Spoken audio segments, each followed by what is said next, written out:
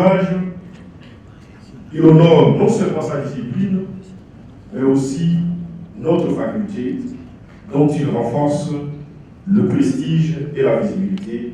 Je vous remercie.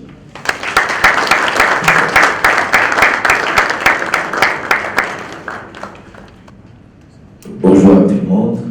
Bonjour. C'est vraiment un plaisir et l'honneur de me retrouver dans cette belle auditoire que je découvre en même temps que mon grand frère, le professeur Boucha. C'est la première réaction qui a dit, mais je ne connais pas cette auditoire, c'est très bien ici. Voilà.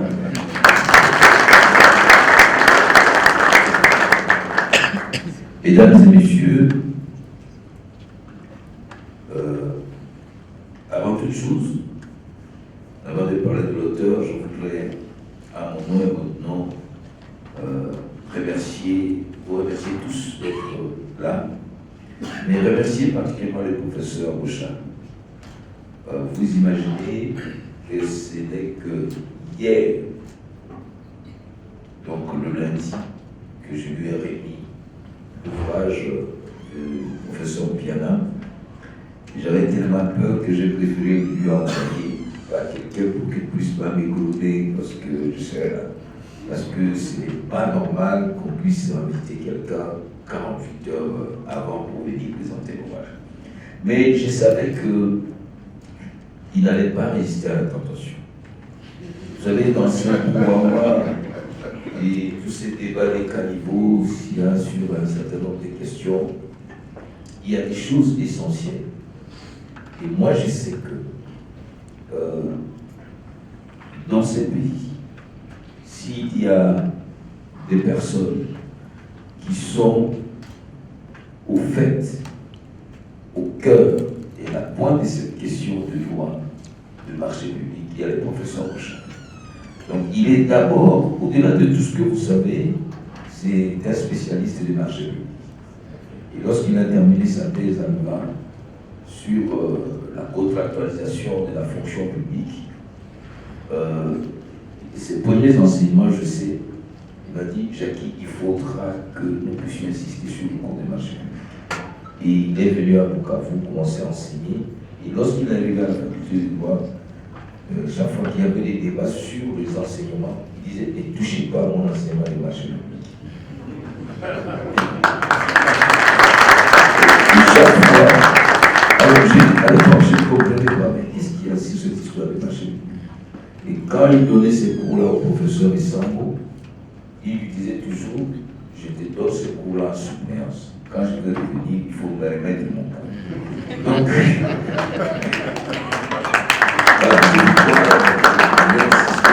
voilà, pour qu'ensemble nous puissions recevoir, baptiser cet ouvrage de notre jeune collègue, le professeur Piana Pascal.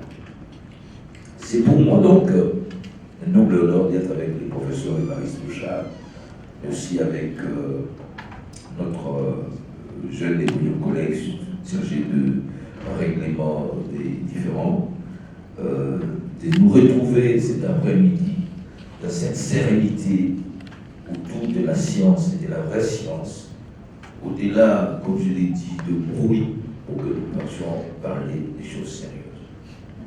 Alors, vous m'avez donné comme mission de présenter l'auteur et l'ouvrage. Je dois vous dire que c'est une lourde tâche. Présenter l'ouvrage de trois Congolais des marchés publics, c'est nous mettre au cœur de l'État, au cœur de la bonne gouvernance communautaire, au cœur de la vie commune et de la prospérité, de la paix et de la tranquillité, de notre bien-être.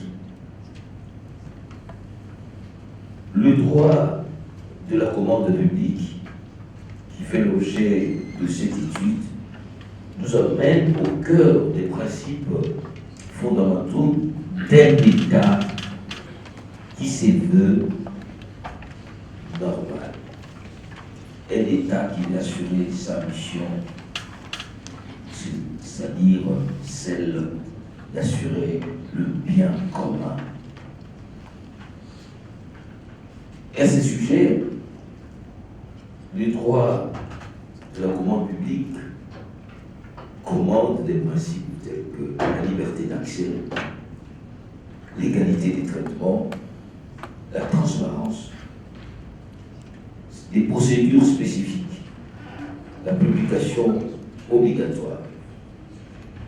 Donc, ces marchés publics, c'est donc ces contrats qui sont conclus par les autorités publiques contractantes avec les privés pour réaliser les travaux d'intérêt général, assurer la fourniture de services et de biens, et même le commande de prestations intellectuelles. Lorsque nous traversons nos vies, très souvent disons, Moko Ezo Komate, Bisala Mozo Monanate, Bisala Mwasali Kaka Boyekoufi. Tout ça, c'est lié au droit de la commande publique. Et c'est ça, cette matière qui doit nous intéresser.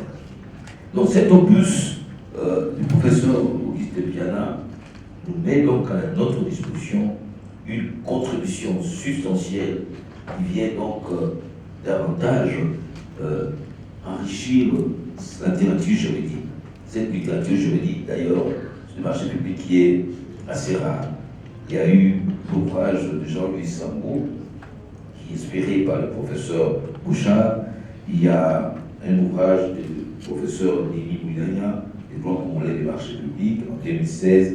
Il y a aussi un ouvrage de Guy Kabila. Donc, il y a très peu d'ouvrages. C'est donc un apport important dans cette branche assez spécifique de la gouvernance économique. Et avant d'entrer dans la présentation, je vais être bref, j'ai déjà commencé. Je voudrais d'abord savoir qui est l'auteur. C'est ça ce qu'on m'a demandé. Et c'est lui qui nous présente cet ouvrage, le professeur Piana Kabeya Pascal Auguste, est un jeune professeur. Il a moins de 45 ans. Mais il a derrière lui un parcours très dense. Moi, je l'ai connu, tout le monde à la faculté les connaissait. Des étudiants de première année jusqu'à ceux de la dernière année.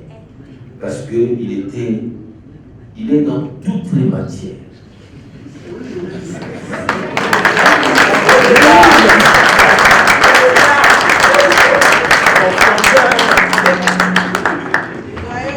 Il peut enseigner les droits civils du juridique. Il peut enseigner les droits de la cybersécurité. Il enseigne le droit de l'homme. Et les droits miniers. Alors, moi qui l'avais, je l'ai eu comme étudiant, qui a fait son mémoire avec moi, et puis son DEA. Alors, il m'a amené un sujet, je lui ai dit, mais qu'est-ce qui se passe?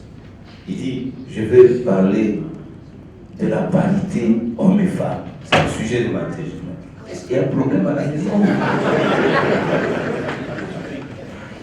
Non, il me dit, c'est une inspiration spirituelle parce que Dieu a créé l'homme, homme et femme.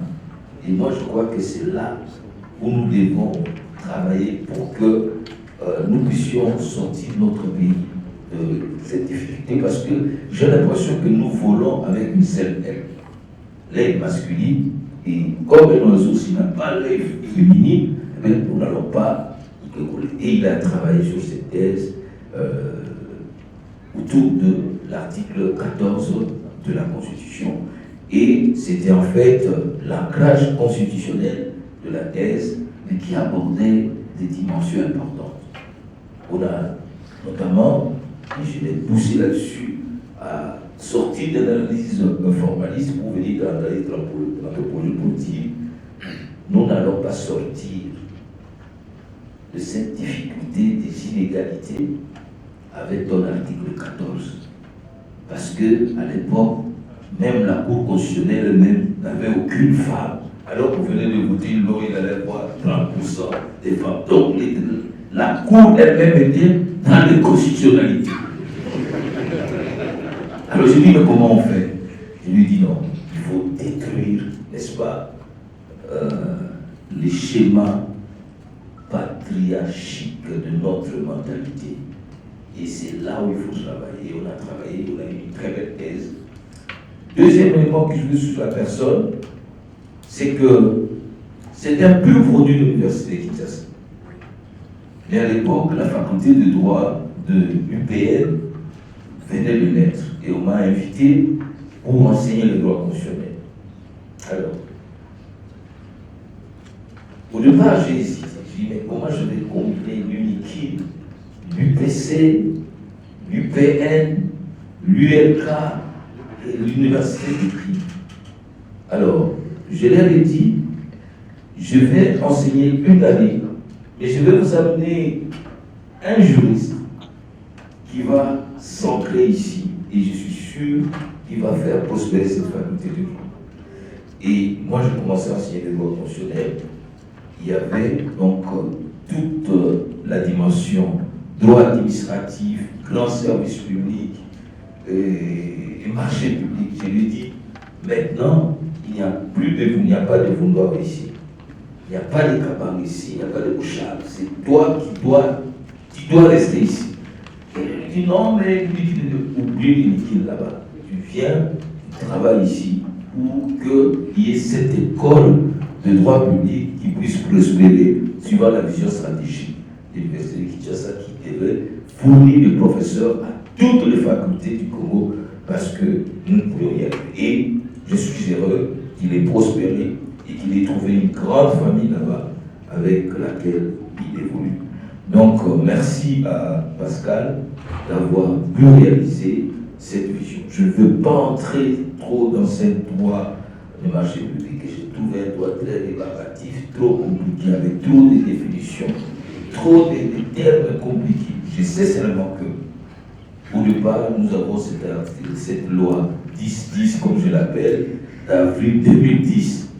On y a travaillé et je sais qu'il y a 85 ou 87 articles, mais très ardus. Mais c'est très important qu'on y fasse la vulgarisation, parce que si nous ne parvenons pas à intérioriser ces règles, eh bien, nous serons toujours ces pays paradoxes, avec toutes les richesses que nous avons, mais avec la grande pauvreté. C'est là le vrai problème. N'allez pas chercher trop de problèmes là. C'est là. Le non-respect des droits de la commande publique. Que ce soit les dispositions générales qu'il aborde, que ce soit la préparation ou les préalables de la commande, que ce soit les types de marchés publics, que ce soit l'organe de gestion des projets de privatisation des marchés, que ce soit le problème du contrôle, que ce soit le problème de l'approbation, de l'exécution, de contention des sanctions, il est important que ces cours ne soient pas comme à un certain moment un cours en option. C'est un cours de tronc commun, c'est un cours fondamental qui doit nous aider à réussir notre gouvernance publique. Et je vous conseille tous à lire. Il y a des choses importantes. Vous ne pouvez pas expliquer la difficulté que nous avons ici si nous ne comprenons pas que, en faisant une analyse simple, que sur l'ensemble des projets ou marchés qui ont été retenus, vous allez voir que sur le marché d'une valeur, par exemple, de 2 300 milliards de dollars, sont attribués des gré à gré. Or, la loi dit que les gré à gré, c'est une exception. Mais nous avons renversé la pyramide, le gré à gré est devenu la règle. Alors, comment voulez-vous que vous n'ayez pas des routes qui disparaissent après une pluie? Comment voulez-vous pas que vous ayez des projets 100 jours qui finissent par des projets? Ou des projets que le président lui-même doit suivre? Parce que justement, pour les PDL, tout cela, c'est la question de respect de règles de marché public. Donc nous avons seulement 54 marchés d'une valeur de 431 millions attribués sur l'appel d'offres. Donc 2 milliards 300 millions de gré à gré et 431. Donc 85% de la commande publique, ce sont des marchés de gré à gré. Et la loi dit c'est l'exception. Et 15% seulement des marchés d'offres. Donc, si nous voulons sortir de la pauvreté, si nous voulons avoir un pays qui met d'énormes ressources pour la construction des hôpitaux, pour la construction des écoles, pour la construction de routes, des ports et des aéroports, et que à la fin, nous ne voyons pas grand-chose, mais c'est parce que nous ne voulons pas comprendre, lire, acheter des ouvrages des marchés publics. Donc nous commandons tous à écouter, à lire le marché public, et je suis sûr que le professeur Bouchard, qui est spécialiste de la question, va encore mieux vous éclairer. Je vous remercie. Une belle intervention très précise et assez claire de la présentation de l'auteur et son ouvrage. Plus de 80 articles dans cet ouvrage, bien articulés, bien détaillés, c'est très important. Merci de vous en procurer, c'est très important. Nous allons continuer la conférence avec le deuxième intervenant, la présentation des communications comme nous l'avons informé. Et cette fois, ça sera sur les marchés publics et partenariats publics-privés dans le contexte congolais. Cette présentation sera par le professeur Évariste Mabidj Mabilang, professeur ordinaire à l'Université de Kinshasa, ancien directeur de cabinet du chef de l'État, plusieurs fois membre du gouvernement central, ancien député national et sénateur, auteur de plusieurs publications. Je vous prie d'accueillir chaleureusement le professeur François. Honorables députés et sénateurs, messieurs les membres du gouvernement, mesdames et messieurs les professeurs, chers collègues, mesdames et messieurs les magistrats, mesdames et messieurs les avocats et chers confrères, distingués invités,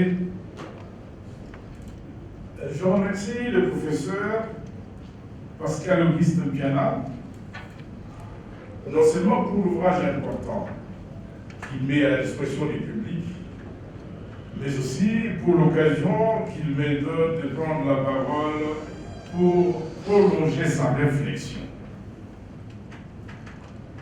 Les marchés publics et partenariats publics et privés dans les contextes congolais, enjeux, défis, perspectives.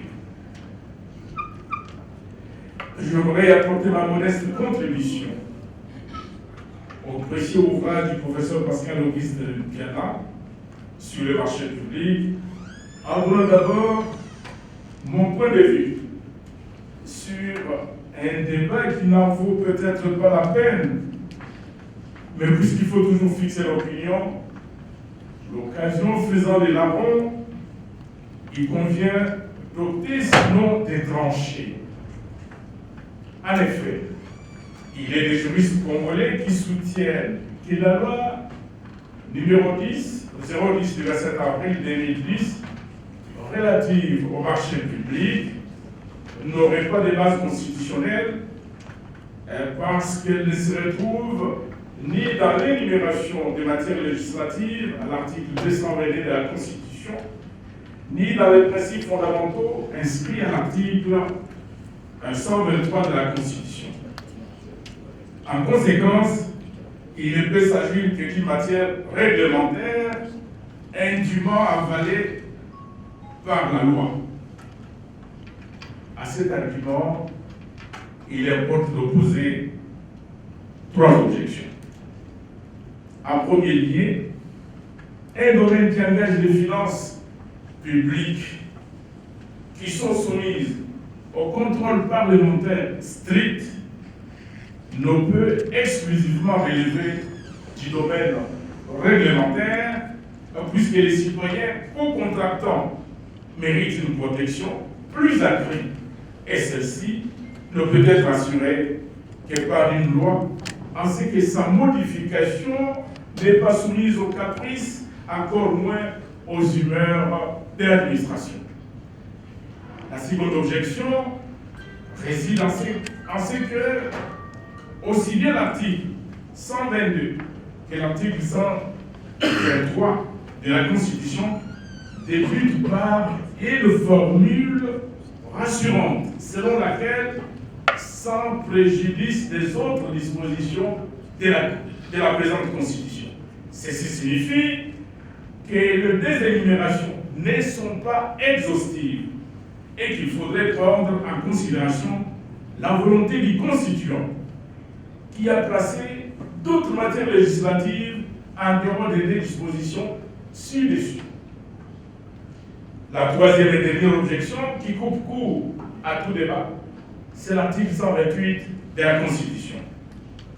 Celui-ci dispose les matières autres que celles qui sont du domaine de la loi ont un caractère réglementaire. Mais c'est le deuxième alinéa qui est beaucoup plus important. Le texte à caractère de loi intervenus en ces matières peuvent être modifiés par décret si la Cour constitutionnelle, à la demande du gouvernement, a déclaré qu'ils ont un caractère réglementaire conformément à l'alinéa précédent. Et donc, il convient de constater qu'avant la loi numéro 10/010 du 27 avril 2010, les marchés publics étaient régis par l'ordonnance loi numéro 69/054 du 5 décembre 1969. On ne peut pas être plus royaliste que les lois humaines. D'origine gouvernementale, d'abord il faut constater, primo, que la loi du 27 avril 2010 est d'origine gouvernementale. Secondo, si le gouvernement voulait que cette matière rentre dans le domaine réglementaire, il aurait dû saisir la Cour constitutionnelle. Or, les exigences de transparence, de rationalité et d'efficacité ont convaincu le gouvernement à préférer un débat plus large en amenant son projet devant les bureaux de l'une des chambres afin qu'elle triomphe la démocratie. Le débat peut se poursuivre, mais il me paraît dès cet instant sans objet. Et d'ailleurs, la doctrine congolaise, sinon les juristes congolais qui soutiennent, c'est que ce dont je viens de démontrer, l'indiquer tout à l'heure, sont influencés par la doctrine française. Mais celle-ci elle-même a évolué parce que quand vous étudiez les marchés publics aujourd'hui en France, donc la source, c'est l'article 72 de la Constitution. Et en ce qui nous concerne, lorsque l'on lit la loi fixant les partenariats publics-privés, 3 dispositions constitutionnelles ont été citées comme base. Et donc, ces dispositions valent aussi pour le marché public parce qu'en réalité, il s'agit de la même matière. Je voudrais parler des enjeux. D'emblée, il importe d'affirmer que la loi numéro 18/016 9 juillet 2018 relative au partenariat public-privé est une véritable révolution. C'est la signature du certificat de décès de l'État-providence que nous avons hérité de la colonisation. Pour qu'un pays accède à la modernité, parmi les indices qui entrent En ligne de compte, il y a notamment les infrastructures de base ainsi que les équipements collectifs qui peuvent relever l'économie et la rendre compétitive, car la mondialisation est une concurrence qui broie toutes les économies faibles. En raison du coût important des infrastructures, l'État n'est pas en mesure de prendre seul en charge les aménagements qui s'occupent pour rendre une économie attractive. Et donc, pour obtenir des investissements extérieurs, il faudrait d'abord et avant tout investir dans les infrastructures. Or, c'est une évidence, l'État ne dispose pas des moyens pour construire des équipements collectifs qui auraient un effet d'entraînement. C'est pourquoi aménager un cadre, c'est-à-dire le partenariat public-privé, afin de mobiliser les ressources du secteur privé pour que celui-ci participe au développement du pays, non pas comme une œuvre de bienfaisance, mais plutôt pour que les privés soient sécurisés et qu'il y ait retour sur leur investissement et profit. C'est une véritable révolution, comme je l'ai affirmé. L'enjeu majeur est celui de faire participer le secteur privé au développement du pays. Mais il se pose à cet effet deux questions. Le fonctionnement des institutions de l'État crée-t-il une confiance suffisante de sorte que les privés puissent facilement prendre les risques de s'engager face à l'État? Autrement dit, l'État présente-t-il des garanties qui créeraient un climat tel que les privés ne puissent hésiter de prendre la décision de contribuer au développement de leur pays? Certes, les lois peuvent présenter le meilleur du monde pour inciter les privés à s'engager, mais la décision de s'engager relève du climat psychologique. Et donc, il faut qu'il y ait confiance dans les institutions. Malheureusement, la confiance, ce ne sont pas les lois qui la créent, mais plutôt des mots, des gestes, des images et même des rumeurs. Même alors, si les nationaux ne détiennent pas les capitaux nécessaires pour contribuer à cet effet, ne vivrait-on pas sous une autre forme de dépendance où des pans entiers des domaines névralgiques seraient entre les mains des étrangers qui, malgré la loi, imposeraient leurs propres lois au pays? Je ne suis pas xénophobe, mais la vérité doit être dite. On ne peut pas soutenir que l'argent n'a pas d'odeur, d'où qu'il vienne, c'est de l'argent, pourvu qu'il serve à la réalisation des équipements collectifs. Non. L'argent d'aujourd'hui peut être la guerre de demain. C'est pourquoi il va falloir être beaucoup plus regardant. Ceci explique la création de l'autorité de régulation de marché public. Mais les hommes ne sont pas des dieux pour que l'on ne pose pas la question de savoir si la lutte contre les pratiques nocives, telles que le favoritisme et la corruption, porte des fruits et sécurise les privés. Défi. Le premier défi à relever, c'est le changement de mentalité. Face à l'évidence que l'État ne peut pas tout faire avec les ressources budgétaires qui ne font que décroître, non seulement en raison de la conjoncture économique, mais aussi des effets pernicieux des conflits mondiaux qui ont une incidence néfaste sur les économies fragiles comme la nôtre.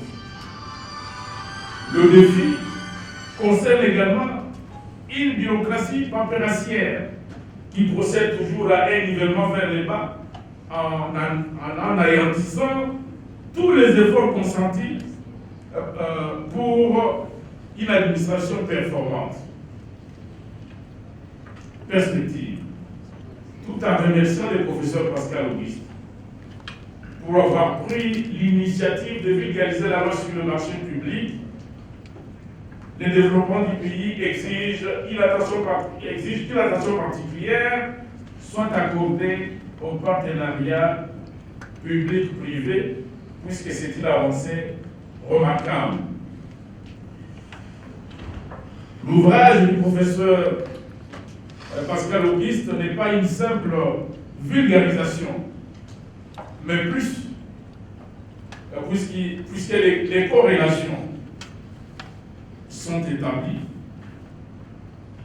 les conclusions logiques sont tirées, et donc il ne s'est pas limité à égrener article par article une loi.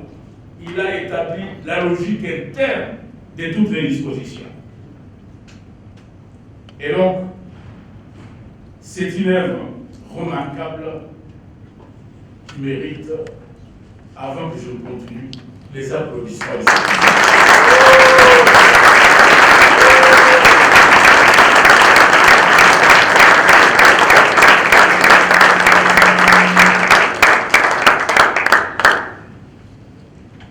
Pour couronner son œuvre, d'abord il faut que je pose une question. Peut-on soutenir que l'arsenal juridique serait ainsi complet et qu'il ne reste plus que le privé s'autodétermine? Point dit. Pour couronner son œuvre, puisque le tome 2 est attendu, le professeur Piana pourra non pas procéder à une compilation, mais plutôt donner une âme et un corps à tous les textes légaux et réglementaires qui régissent le marché public, ainsi que les partenariats public-privé, pour ressortir la nouvelle conception de l'État de faire participer le privé au développement de la nation par la construction des infrastructures de base et par des équipements collectifs. Les tout derniers mots. Le professeur Piana peut solliciter de son université l'organisation d'un colloque où tous les partenaires qui interviennent dans les cadres de marché public et du partenariat public-privé viendraient évaluer les degrés d'application de la loi et les difficultés rencontrées. En vue de perspective de lege ferenda, il ne suffit pas d'édicter une loi. Encore faudrait-il qu'elle s'applique effectivement. Aujourd'hui, c'est inévitable. L'intelligence artificielle propose une modélisation des infrastructures avec des matériaux légers et solides au moins de goût. Et comme ce sont les privés qui s'investissent dans l'intelligence artificielle, voilà un autre avantage indéniable du partenariat public-privé appelé à s'améliorer pour privilégier l'intérêt général sans ignorer les profits qui constituent la motivation des privés. On doit aujourd'hui les constater, établir des cloisons étanches entre public et privé est une conception erronée de l'État. Tandis que s'investir pour que le public et le privé deviennent des vases communicants sans que chacun perde sa nature est une voie de survie pour l'État, afin que les lois ne soient plus la sophistication technocratique des administrations en déphasage. Il y a des frais, par exemple, qui vont naître, ce sont des frais d'interposage. Vous achetez moins, vous dites on va relancer pour acheter et compléter. Or, relancer la procédure, c'est encore du temps et vous allez perdre. Voilà pourquoi on dit, dans la passation des marchés, ce sont des éléments qui aident à ce que l'État dispose à la fin de ce processus d'un contrat qui lui permet d'atteindre ses objectifs sociaux, économiques. Je crois que les dames, en introduisant, parlaient de suffrage, des écoles, des chemins de fer et autres. C'est grâce à la passation de marché. Alors, un mot rapidement sur l'exercice du recours. Et ça, c'est vraiment le contexte de la RDC. Lors de la matérialisation des réformes de 2010, qui nous a doté de la loi avec ses différentes mesures d'application, il y a eu 2 innovations, et plusieurs innovations. Mais il y a eu 2 innovations les plus fondamentales dans la loi 10. Je crois que le professeur Lévariste a parlé de ça. La première innovation, c'est les principes de séparation de fonctions, qui, par exemple, n'existaient pas avant. Celui qui prépare les marchés, passe les marchés, contrôle les marchés, attribue lui-même les marchés, signe les contrats, approuve, et puis il commence à exécuter. Ça s'est fait avant l'existence de la loi 10, Barre 010. Lorsque nous avons eu la nouvelle loi, ces principes-là s'appliquent. C'est lui qui prépare, passe les marchés, ne les contrôle pas. C'est une autre entité qui vient pour contrôler les marchés. C'est lui qui contrôle les marchés, ça s'arrête, il s'arrête là. Il se prononce, j'approuve ou je n'approuve pas, soit par une autorisation spéciale, soit par un avis de non-objection. Il s'arrête là. Et quelqu'un d'autre vient, c'est pour approuver les marchés. Aujourd'hui, on a la compétence, à la fois si c'est des marchés par appel d'offres international, c'est les chefs qui le répondent. Si c'est par appel d'offres national ou les marchés confiés par les premiers ministres, c'est le ministre du budget qui va approuver, ainsi de suite. Les principes là, ça s'applique. Ça donne une cohérence et ça crée une transparence, un élément clé, un élément de succès pour les marchés publics. Voilà pourquoi, grâce à ces principes, aujourd'hui nous avons ce qu'on appelle les autorités compétentes, c'est-à-dire les différents ministères, les provinces et autres. Nous avons l'entité qu'on appelle la Direction générale du contrôle des marchés publics, qui exerce un contrôle a priori dans les marchés publics. Nous avons l'autorité de régulation des marchés publics, la RMP, qui est d'ailleurs l'organe le plus important, qui à la fois exerce le contrôle à posteriori, mais qui fait aussi la régulation du secteur de la commande publique. Nous avons les autorités approbatrices qui approuvent les marchés. Ça, c'est une des grandes innovations de la loi numéro 10 et barre 010. La deuxième, c'est là où je vais chuter, c'est l'introduction. Alors, la seule différence entre les recours précontractuels et les recours contractuels, c'est au niveau des délais. Quand on est dans un recours précontractuel, les délais sont contraignants. Par exemple, nous, au niveau du comité de règlement, la loi nous donne seulement 15 jours. Pourquoi? Parce que le processus de passation est en cours. Si vous avez 2 mois, vous bloquez tout un processus de passation. Voilà pourquoi si X introduit son recours, nous, au niveau du comité de règlement des différends, nous sommes obligés dans les 15 jours d'être tranchés. Je vous dis, ce n'est pas facile. Un seul recours dans un dossier de marché public, ça peut être, des fois j'emmène des cartons. Un contrat, imaginez-vous, c'est un projet de construction de route. Il faut avoir les études de impact environnemental et social, il faut avoir les dossiers d'appel d'offres pour regarder qu'est-ce qui avait été mis dans le DRO. Il faut avoir les contrats. Donc, un seul recours, ça peut être un volume des documents. Nous sommes obligés de regarder en détail qu'est-ce qui avait été prévu dans les dossiers d'appel. Est-ce qu'il y avait des avis des non-options? Nous regardons même les dates. Nous regardons tous les détails pour voir qu'est-ce qui avait été. Sinon, une virgule peut faire tourner une décision, par exemple, en défaveur de X, alors que, voilà, si on avait bien regardé les dates. Donc, la seule différence, la nuance entre le recours précontractuel et les recours contractuels sur le niveau des délais. Ça, c'est vraiment la première différence. Donc, dans les recours précontractuels, les délais sont contraignants. La loi nous donne 15 jours et la loi nous renouvelle 15 jours supplémentaires au cas où on serait dans une situation où on est débordé. On peut se retrouver aussi dans une situation où vous avez reçu la requête de X. Vous devez saisir Y pour dire vous êtes accusé ici, il faudra que vous puissiez présenter un mémoire en réponse parce qu'il y a une requête de l'autre côté. L'autorité contractante dit bon, moi je suis le ministère de derrière ou le ministère, je vais y répondre à chose. Par exemple, or, pour que nous puissions trancher, nous devons disposer des éléments pour écouter.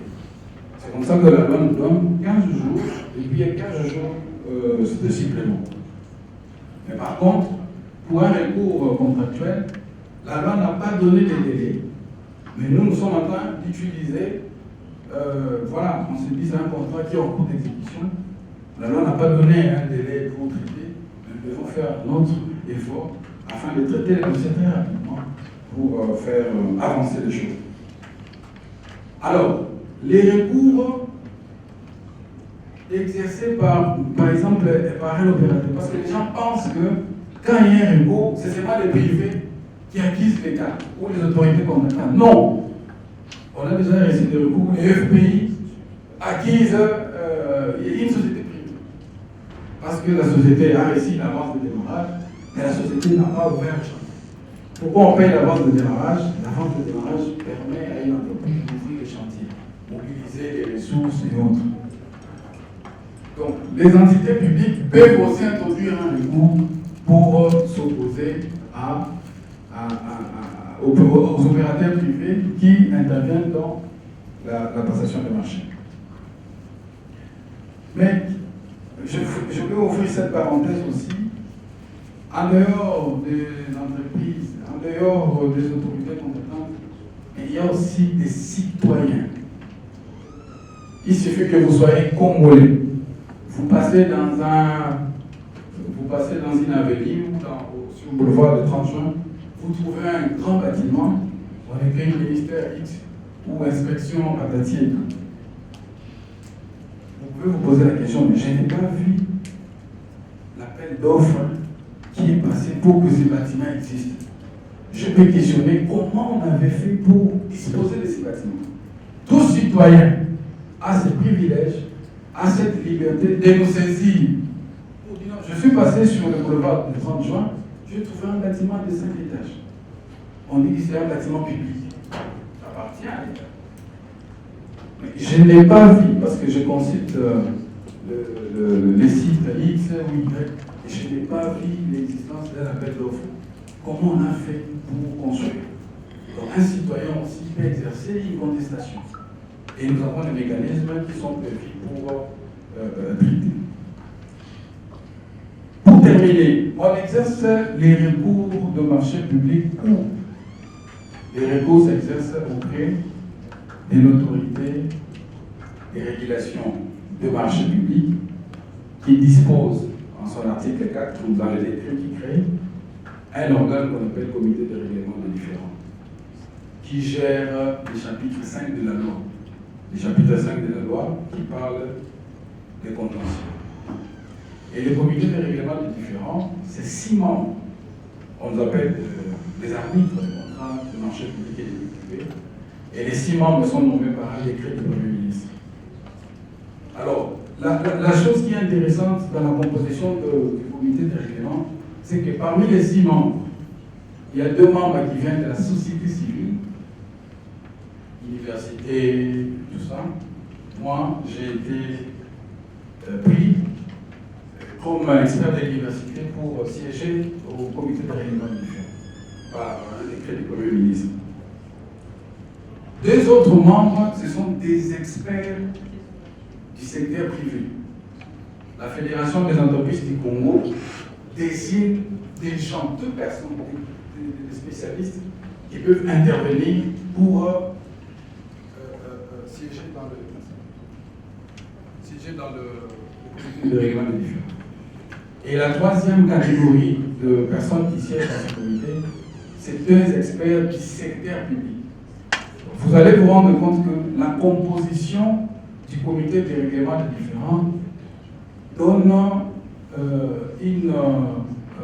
un espoir, donne une substance de la notion de transparence dans les marchés publics. Pourquoi? Parce que les 2 représentants du secteur privé protègent les intérêts du secteur privé. Les 2 représentants de l'administration publique protègent aussi les intérêts de l'État. Et les 2 qui sont de la société civile font l'équilibre, en fait, dans les discussions. Ils sont 6 membres et ils ont le privilège, quand il y a un dossier, d'être tranché. Et ça permet les garanties, la transparence, l'équité, l'équilibre, tout le principe de la commande publique tel que c'est énuméré par la loi. Je termine en disant les décisions des CRD produits délivrables. Ce sont les décisions et ce sont les avis. Les décisions, c'est pour les recours pré-contractuels et les décisions sont contraignantes si ça s'applique. Et pour les marchés en phase d'exécution, ce sont des avis qui sont émis par les comités de règlement de différents. Et c'est lui qui n'est pas d'accord sur une décision, sur un avis du comité de règlement de différents, peut saisir un organe supérieur. Et ici, localement, chez nous, c'est les conseils d'État. Voilà, prof. En peu de mots, j'ai essayé de dire quelque chose sur l'exercice des recours en droit des marchés publics de la RDC. Je vous remercie. Le moment est arrivé où nous allons accorder la parole à l'auteur de l'ouvrage. Nous allons écouter l'auteur. Le professeur Jacques Joly l'a très bien présenté. Moi, j'aimerais juste ajouter qu'il est le coordonnateur de l'école d'initiation à l'exercice des professions juridiques Women Digital SAS. Je vous prie chaleureusement d'accueillir le professeur Pascal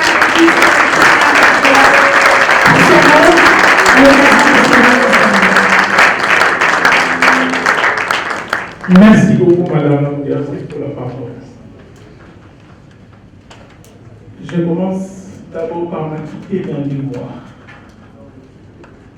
lequel c'est de remercier le maître des temps et des circonstances. Le Dieu est très haut, je témoigne ma foi, nous sommes dans un état laïque, lui qui est le pourvoyeur de toutes les connaissances possibles. Et c'est lui qui a voulu que ces moments puissent, bien entendu, exister et ces jours puissent arriver. Je ne pouvais pas ne pas remercier certaines personnes qui m'ont accompagné. Je commence d'abord par mon épouse, Mme Grace Bakamana, même si elle n'est pas dans la salle pour des raisons d'indisponibilité liées à la santé, mais elle m'a accompagné, elle m'accompagne toujours et j'ai relevé beaucoup de défis grâce à son accompagnement.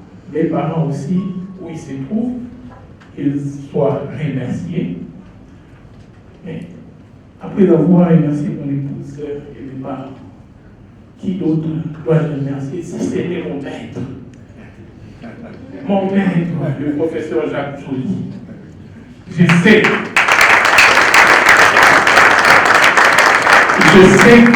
c'est moi qui suis en paix aujourd'hui, parce qu'on parle de mon ouvrage, mais tous ceux qui m'écoutent, ils savent que je ne peux pas faire un pas dans la science sans citer le nom du professeur Joly. Et tous qui connaissent l'histoire derrière moi et le professeur Joly savent pourquoi j'ai lui dit merci. Le professeur Joly, c'est un des soutiens indéfectibles, un des soutiens remarquables. Même pendant que je suis dans le noir, je suis dans l'obscurité, dans des combats divers, le professeur Joly est dans la perche. En tout cas, professeur, je n'ai jamais eu l'occasion de vous témoigner ma gratitude. Je le fais maintenant. J'ai presque des larmes qui coulent.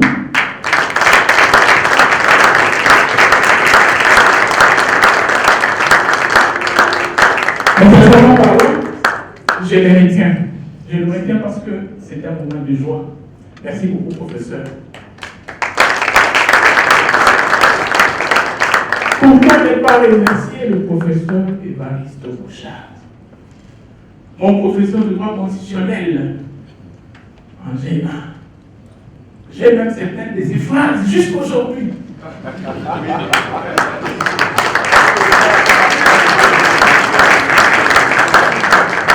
Et au-delà de tout, C'est le professeur Évariste Bouchard qui m'a enseigné les marchés publics. Les premiers pas des marchés publics, je les ai eus auprès de lui. En aide. À cette époque-là, il avait les temps. Il nous a parlé des mots de passation, ainsi de suite. En tout cas, professeur Évariste Bouchard, je tiens à vous remercier, surtout pour votre disponibilité.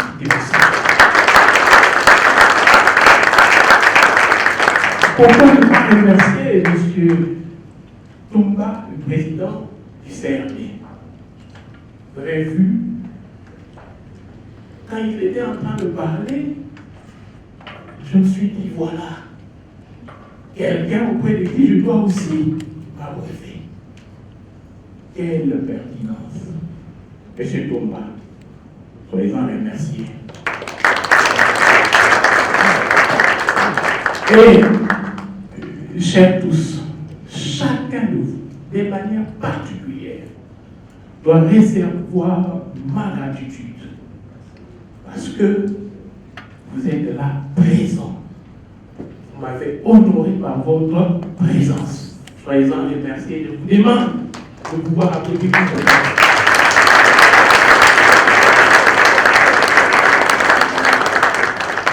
Je n'ai pas assez de choses à dire, si ce n'est de vous recommander cette œuvre, qui est la première d'une longue série. Le professeur Bouchard l'a dit, le tome doit réellement porter sur le PPP. Et le tome 1, même si dans son intitulé, il renvoie à l'analyse des dispositions légales. Mais l'âme, c'est celle dont a parlé le professeur Bouchard. Les marchés publics et les PPP sont des pans importants du développement de tout État. La RDC a presque tout. Mais la RDC, permettez-moi de le dire, continue à stagner. Alors que les marchés publics et les PPP, s'ils sont intériorisés, si nous nous approprions les dispositions, si nous les appliquons comme il se doit, laissez-moi vous dire que la RDC de demain sera bien au-delà meilleure que la RDC d'aujourd'hui. Construction des routes, restauration des services publics, approvisionnement en biens matériels, et ainsi de suite. Lorsque nous devons implémenter les règles comme il le faut, nous irons très loin. Cette implémentation renvoie aussi à l'homme. Et à travers toutes mes dispositions, je reviens sur l'homme qui doit mettre en œuvre les droits des marchés publics. Et là, je suis un disciple de mon maître. Je suis de l'école anthropologique. Dans mon ouvrage, vous verrez la symbiose entre le positivisme et surtout la donne réaliste, la donne anthropologique. Je vous recommande cette œuvre. Au mois de juin, nous avons publié l'ouvrage des droits miniers. Au mois des services publics, j'ai demandé au professeur Bouchard d'accepter déjà la préface de cet ouvrage-là, le droit des services publics, c'est le professeur. Et puis, l'année prochaine, nous reviendrons avec le deuxième tome sur les partenariats publics et privés. En tout cas, je vous remercie. Je n'ai pas beaucoup de mots à dire, si ce n'est de vous demander de consommer l'ouvrage. Et aussi, consommer l'ouvrage.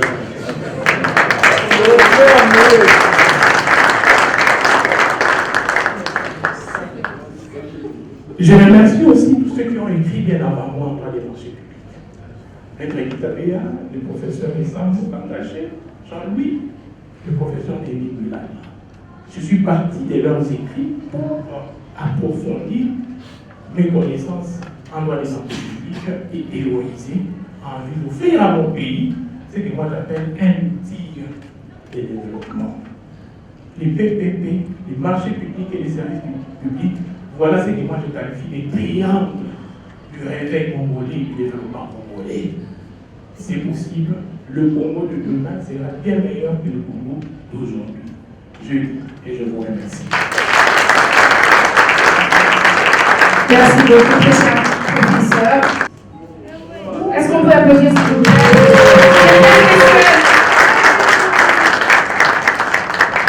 Un moment très spécial, symbolique.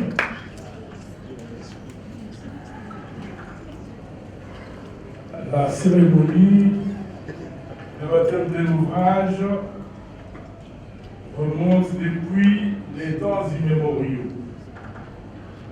rappellera que dans la vieille société romaine, lorsqu'un enfant naissait, on amenait cet enfant devant les patres familiers qui décidaient si l'enfant devait vivre ou mourir. Et oui, c'était ainsi. Et donc, quand les patres familiers acceptaient l'enfant entrer dans les sociétés, il avait tout le poids et on lui donnait un nom. Et voilà, la cérémonie a continué à quitter la société civile pour entrer dans les cadres académiques. Et là, c'était d'abord les sociétés secrètes qui faisaient tout dans les monastères. Et finalement, on est venu en public. Et aujourd'hui, j'ai la charge. J'ai toujours dit, et lorsque l'on me demande de baptiser un ouvrage, je dis SPG qualité. Je ne suis ni prêtre, ni pasteur, comment pourrais-je baptiser l'ouvrage? Mais, puisque telles sont les traditions, je voudrais que les droits congolais des marchés publics que l'on a apportés devant les fonds baptismaux apportent d'abord beaucoup de bonheur à son auteur afin qu'il devienne encore beaucoup plus productif. Amen. Le deuxième souhait, c'est demander au public d'accueillir avec joie cet ouvrage, car il s'agit véritablement d'une mine. Mais une mine, elle a toujours été importante, il faut l'exploiter. Et donc, je demande au public de pouvoir exploiter cette mine et tout le monde deviendra riche.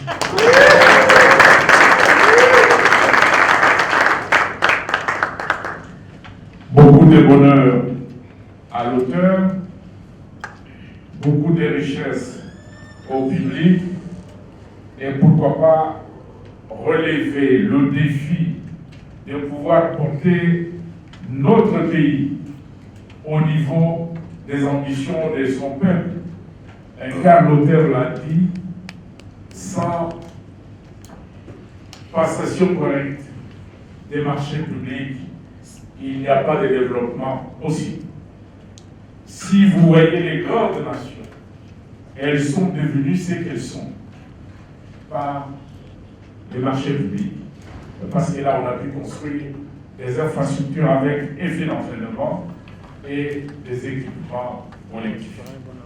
Je ne pourrais que souhaiter la bienvenue à ces nouveaux-nés, mais qui est déjà très grand, alors qu'il vient de naître, parce qu'il pose beaucoup de questions au public qui est ici présent. Je vous remercie.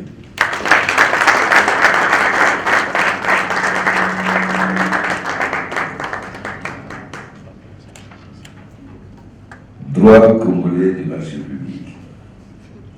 Tu ne pouvais avoir comme parrain que les patriarches Évariste Bouchard. Il y a des jours, il commençait à me raconter qu'il devait devenir hérite. Moi, je lui dis, on n'accepte pas. On doit encore travailler. Il a encore dit J. Merci. Grand maître. Nous avons Très très grand maître. encore cette charge de conduire notre pouvoir pour que nous puissions renforcer notre pouvoir et que tous les peuples congolais puissent avoir. Voilà pourquoi j'ai joint mes efforts aux siens pour que cet ouvrage puisse avoir, comme a dit l'auteur, et à la demande du professeur Bouchard, nous pouvons trouver là cette dimension métaphysique qui va relier les marchés publics, les services publics, les travaux publics, et que ces liens-là va être l'outil de transformation de notre pays. Donc, au nom de cet âme, au nom de la transcendance du droit, nous demandons à notre population, à nos étudiants, à tous les experts de recevoir aujourd'hui. Bon vent à toi, droit congolais des marchés publics. Applaudissements, s'il vous plaît.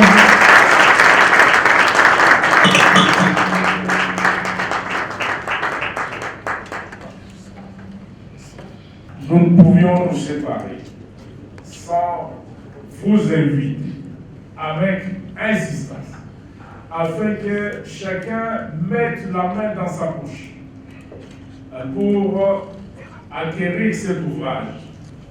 Non seulement parce qu'il est très important, mais les efforts des chercheurs méritent d'être récompensés. Il a des projets de livres, mais il faudrait que tous ces projets qu'il nous a cités ici arrivent à finalisation. Comment il va devoir finaliser si vous ne l'encouragez pas à avoir un peu de moyens? Parce que quand on a choisi d'être professeur, rassurez-vous, ce n'est pas une sorte de sinécure. Je crois que c'est lui qui nous a dit ici que lui aussi a des projets d'ouvrage.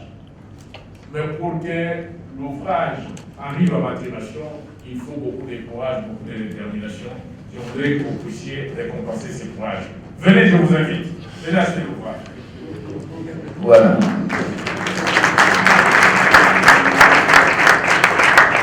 C'est le tome 1. Vous soutenez non seulement le tome 1, mais le tome 2 et bien plus encore. 1000 $ ou plus dans la salle.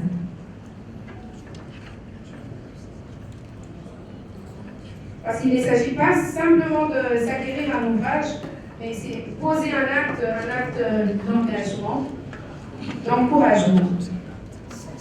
1000 $ ou plus dans la salle.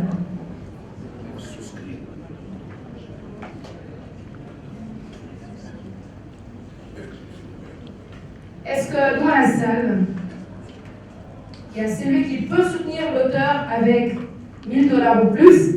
Est-ce qu'on peut applaudir s'il vous plaît?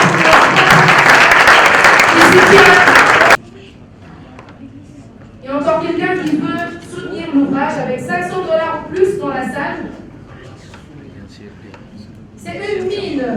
Et une mine, il faut l'exploiter pour être riche. Merci de soutenir l'auteur avec 500 $ ou plus. Dédicace sur place, bien sûr.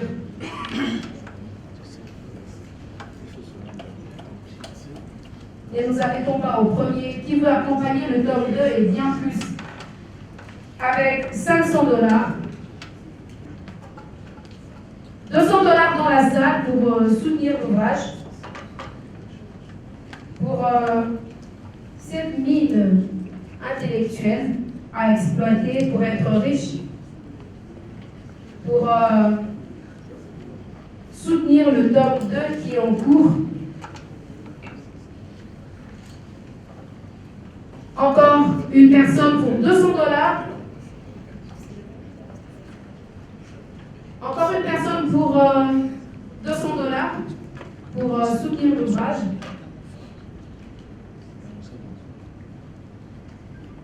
Est-ce que nous pouvons applaudir s'il vous plaît? Encore une personne pour 200 $. À gauche de la salle. Dédicace sur place. Encore une autre personne pour 200 $. Nous clôturons là. 200 $ pour soutenir l'ouvrage.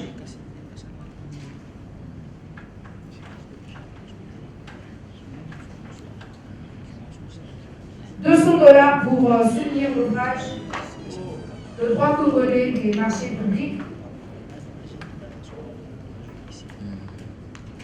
Du professeur Pascal Auguste Pierre Akabea. Encore une personne. Est-ce que nous pouvons applaudir s'il vous plaît? Il y a toujours des gens qui se manifestent. C'est intéressant. Merci à vous. Vous vous procurez une mine. Et celle qui vous rendra riche. Merci à vous. $200 dans la salle, avec dédicace de l'auteur. Nous rappelons que l'ouvrage se vend à $100. L'ouvrage se vend à $100. Ah, il y a quelqu'un qui a dit moins cher. Donc, une richesse. $200, encore une autre personne. Est-ce que nous pouvons applaudir, s'il vous plaît?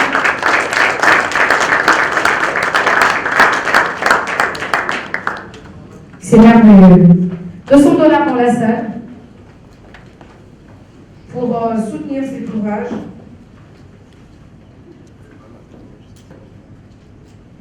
Qui va encore marquer l'histoire de cet après-midi, l'histoire de ce vernissage, avec $200 ou plus. $200 ou plus dans la salle.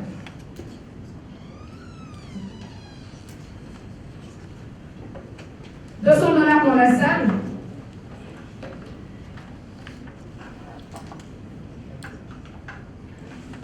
Encore une autre personne, nous clôturons avec $200 pour soutenir l'ouvrage.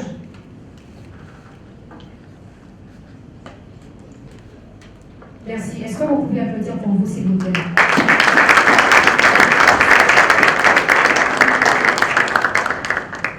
Mesdames et messieurs, nous voici au terme de ce vernissage. Cette activité à $100 pour ceux qui sont prêts. Bon, vous pouvez quand même profiter de cette dédicace du professeur. $100 dans la salle. Merci d'avancer, s'il vous plaît.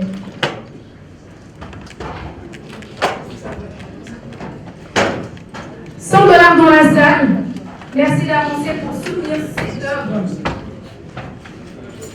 Le droit congolais des marchés publics, ouvrage écrit par le professeur Pascal Auguste Diana Kabea. Une richesse, une mine. Merci d'avancer pour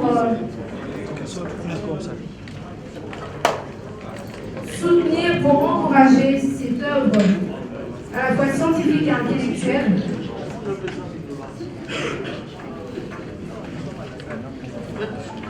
Merci d'avancer pour soutenir l'auteur, pour soutenir cette œuvre et pour contribuer à la naissance du tome 2, du tome 3 et bien plus.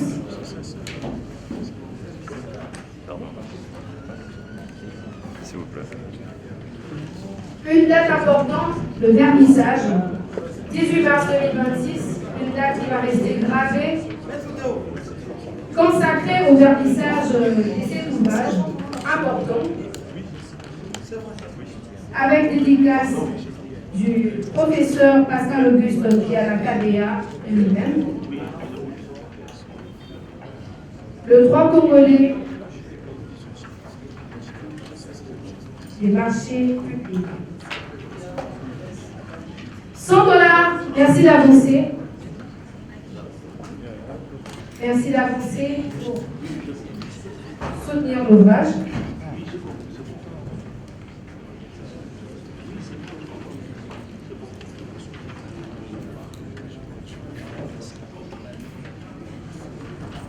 Nous rappelons que ceci est un moment de soutien et d'engagement à la fois.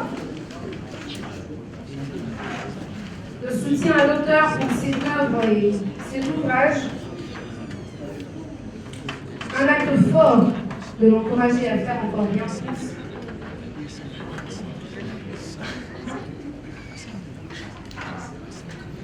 $100 dans la salle.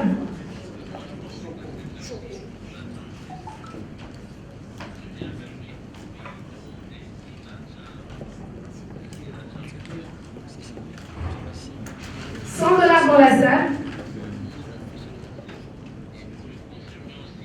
Merci d'avancer, s'il vous plaît.